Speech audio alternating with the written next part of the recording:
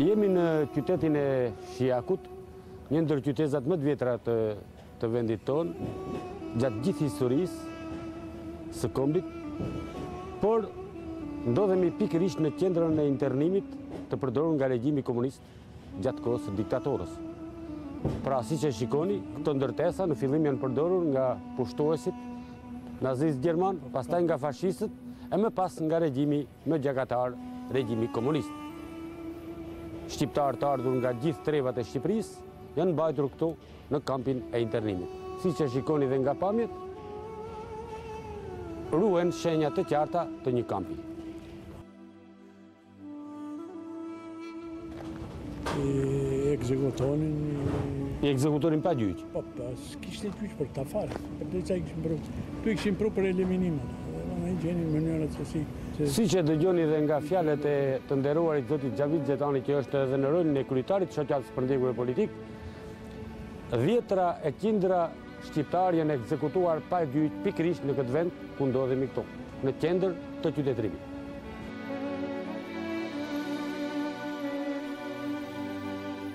Kjo është ndërtesa e kampit përqendrimit, pra e përdorur historikisht nga pushtuesit, dhe kanë mbetur këto pamje, siç i shikoni, ato çfarë koha i ka rënuar. Pra 18 vite më vonë, diçka ruhet nga ajo fantazëm e egër e gjakatare.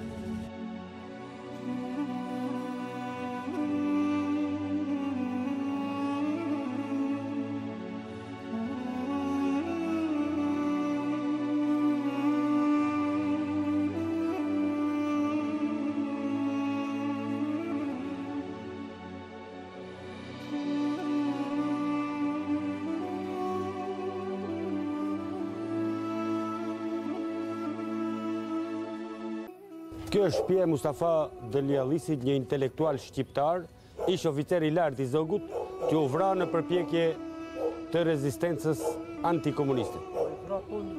Familja e tij vazhdoi persekucionin për vite me radhë.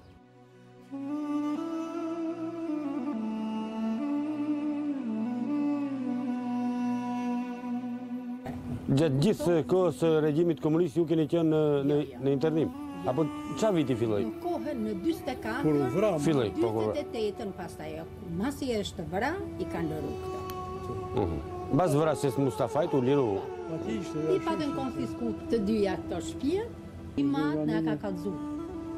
Gjithmonë për regjimin, me gjithje provu dhe vetë, por edhe për kohën e monarkisë, për studimet që ka bëj jashtë, më thoshë, unë e di se jam i ri. Në atë kohë që ka marru studime dhe ju tash jeni të reja, unë po plakeve dhe e di se që kërkon një e re për me dalë, kështu që ne dishëm dhe kështu që botë kuptimi jonë të 5 motër në kështu i në ratë.